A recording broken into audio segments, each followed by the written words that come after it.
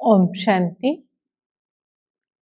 आज की मुरली में बाबा ने कहा कि देखो वर्तमान समय बाबा का बाप, टीचर और गुरु तीनों ही रूप में पाठ बाबा इस समय बजा रहे हैं। फिर बाबा ने कहा ये पाठ मेरा सबके लिए है, ऐसा नहीं किसी के लिए बाप, किसी के लिए टीचर, किसी के लिए गुरु। चाहे जवान है, चाहे बूढ़ा है, कोई भी है, सबके लिए बाबा का ये पाठ बज रहा है। फिर बाबा ने कहा कि देखो आप अगर किसी कॉन्फ्रेंस में जाते हो तो वहां पर उनको समझाओ कि हम आपको परम पिता परमात्मा निराकार शिव की जीवन कहानी सुनाते हैं। और बाबा ने कहा आपकी बुद्धि में सारा ज्ञान उस समय रहना चाहिए। फिर बाबा ने पूछा कि क्या आपकी बुद्धि में ये बातें रहती हैं सदा? तो बाबा ने कहा एक तो जैसे विराट रूप है, तो विराट रूप भी आपकी बुद्धि में रहना चाहिए। जैसे अगर कोई ऐसी सभा है, भक्तों की सभा है या धर्म सभा है, तो उसमें बाबा ने कहा आप विराट रूप का समझा सकते हैं। तो विराट रूप में बाबा ने कहा कि आपके अंदर क्लियर हो कि कैसे देवता, क्षत्रिय, वैश्य, शूद्र, फिर ब्राह्मण, ये पूरा जो है कैसे हमने चक्र लगाया, ये पूरा चक्र आपकी बुद्धि में याद रहना चाहिए। फिर उसी तरह से बाबा ने दूसरे ढंग से बताया कि जैसे हम बताते हैं भारत के उत्थान और पतन की कहानी, तो बाबा ने कहा वो भी आपकी बुद्धि में रहनी चाहिए कि कैसे उत्थान होता है और कैसे द्वापर युग में आकर के हमारा पतन होता है, कैसे पतन होता चला गया और उत्थान कराने वाला कौन, ये भी बताओ कि वर्तमान समय जो है स्वयं परमात्मा आकर हमें ज्ञान दे रहे हैं। तो इस समय ना हम ब्राह्मण पूरे हैं, बाबा ने कहा इस समय ना आप शूद्र अपने को कह सकते हो, ना देवता कह सकते हो, अभी तो हम बीच में हैं। ब्राह्मण भी बाबा ने कहा आप पूरे नहीं बने हैं, क्योंकि कभी कभी ब्राह्मण बनते हैं और कभी कभी शूद्रों वाले कर्म भी हो जाते हैं, तो इसलिए संपूर्ण ब्राह्मण, सच्चे ब्राह्मण भी नहीं बने हैं। तो ये भी जैसे बाबा ने कहा बुद्धि में रहना चाहिए। फिर बाबा ने कहा कि ब्राह्मण जब संपूर्ण बन जाएंगे अर्थात आपकी कर्मातीत अवस्था हो जाएगी। फिर बाबा ने कहा ये भी स्पष्ट करो कि पाप कैसे शुरू हुए, पाप कर्म हमने करना कब से शुरू किया। तो बाबा ने कहा उसमें बताओ कि जब काम चिता पर बैठे तब पाप कर्म करने शुरू हुए। फिर बाबा ने कहा जैसे आप बाजोली पर भी समझा सकते हो कि बाजोली का खेल खेलते हैं, तो कैसे हम बाजोली का खेल खेलते हैं, जैसे उसमें दिखाते हैं ना सर से पांव जुड़ा हुआ, तो देवता से शूद्र कैसे बने, वो कहानी है। फिर बाबा ने कहा आपकी बुद्धि में सारा दिन ये चक्र जो है ये फिरता रहना चाहिए, क्योंकि बाबा ने कहा ना ये ज्ञान देवताओं के पास है, ना ये ज्ञान शूद्रों के पास है, ये ज्ञान केवल बाबा हम ब्राह्मणों को देता है। बाबा ने कहा तुम ब्राह्मणों के पास ही केवल ये ज्ञान है। फिर बाबा ने प्रजापिता ब्रह्मा, बाबा ने कहा उस पर भी समझा सकते हैं कि प्रजापिता है, तो प्रजापिता है तो जरूर बच्चे होंगे। अब बच्चे कैसे होंगे, अडॉप्टेड होंगे। बाबा कई बार कहता है ना गर्भ से थोड़ी ना इतने बच्चे पैदा हो सकते हैं, अडॉप्टेड चिल्ड्रन है। तो बाबा ने कहा भाई भाई हैं, जैसे निराकार रूप में भाई भाई हैं। तो बाबा ने कहा ये भाई भाई का भी ज्ञान आप स्पष्ट करो कि भाई भाई कैसे हैं। फिर उसमें आप आत्मा का परिचय दो कि आत्मा कैसे है, कि कैसे ऊपर परमपिता परमात्मा है और हम आत्माएं रहती हैं। इसलिए बाबा ने कहा कि वो कहते हैं कि सूर्य देवता, चंद्र देवता और हम आत्माएं हैं, नक्षत्र, सितारे।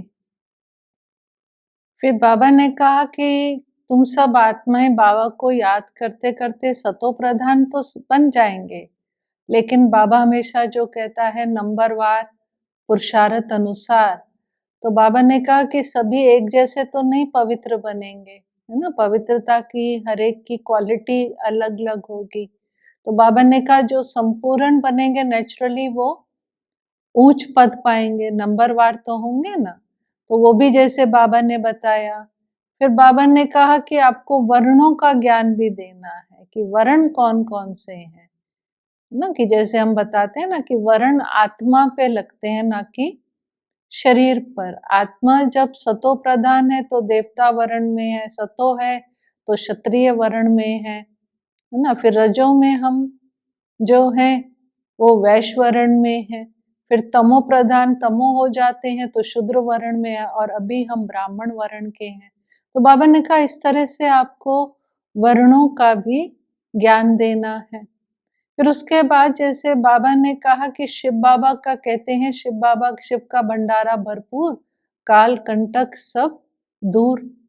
तो बाबा ने कहा शिव बाबा का भंडारा किस चीज का है? बाबा ने कहा ज्ञान रत्नों का बाबा का भंडारा है, और वो भंडारा सदा भरपूर रहता है। बच्चे आते हैं नंबरवार इससे अपनी झोली भरते हैं।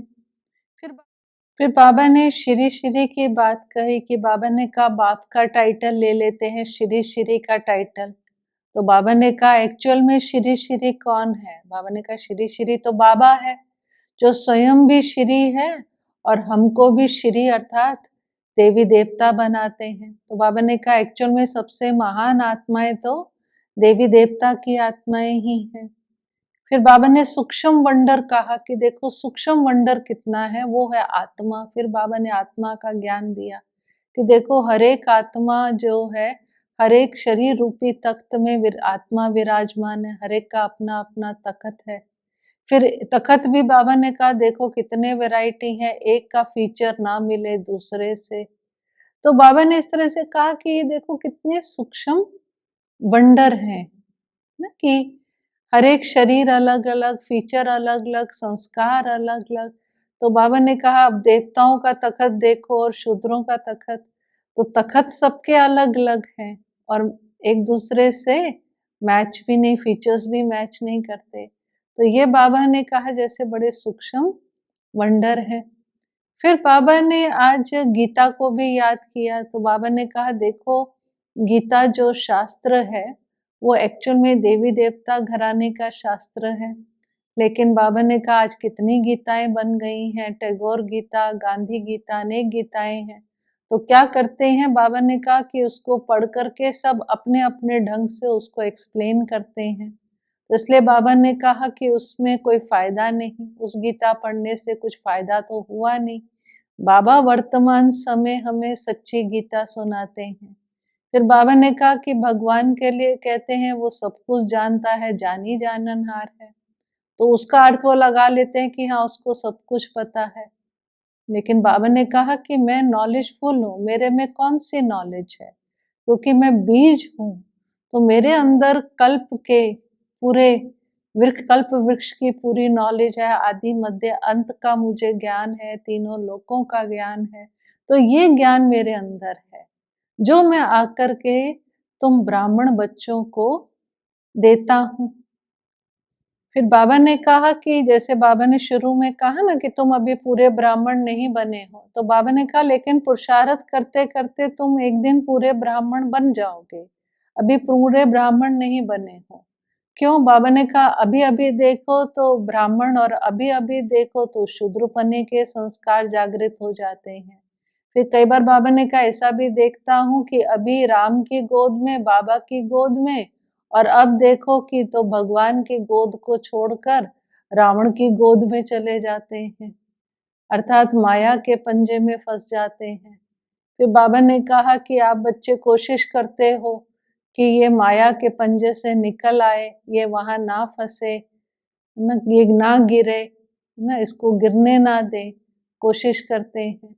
तो ये भी बाबा ने कहा ये भी खेल संगम युग पर होता है। इसलिए कई बार बाबा ने कहता कि ब्राह्मणों की माला नहीं बन सकती है, क्योंकि ये सब होता है।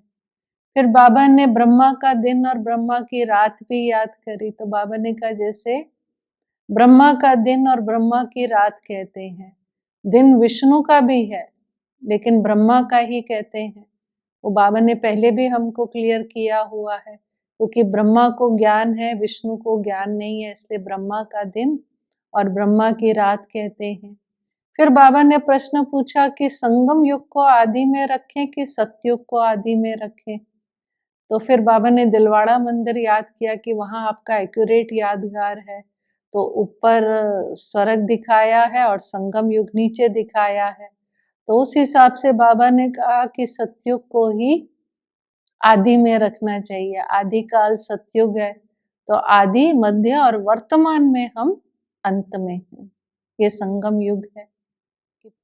फिर आज के वरदान में बाबा ने कहा कि बच्चे जो है व्यर्थ संकल्पों के पिलर्स बना लेते हैं ना। तो बाबा ने कहा व्यर्थ संकल्पों को अपना पिलर्स बनाने की बजाय क्या करो, बाबा से सर्व संबंधों का अनुभव करके स्नेही आत्मा बने। तो व्यर्थ संकल्पों के पिलर्स क्या बना लेते, कोई भी बात आती, कोई भी परिस्थिति या माया आती ना, पुरुषार्थ के समय क्या कहते, ये तो होता ही है, बड़े बड़े भी ऐसी गलतियां करते हैं, अभी तो हम पुरुषार्थी हैं, या बाबा हो जाएगा, समय अनुसार हो जाएगा। ऐसे अनेक प्रकार के हम व्यर्थ संकल्पों का आधार ले लेते हैं। अर्थात कि हम अपने आप को जस्टिफाई करते हैं ना कि हाँ, इस कारण से, उस कारण से हमारा पुरुषार्थ ढीला चल रहा है या हम नहीं कर पा रहे। तो बाबा ने कहा इसको आधार बना लेते हैं, व्यर्थ संकल्पों को, पिलर्स को।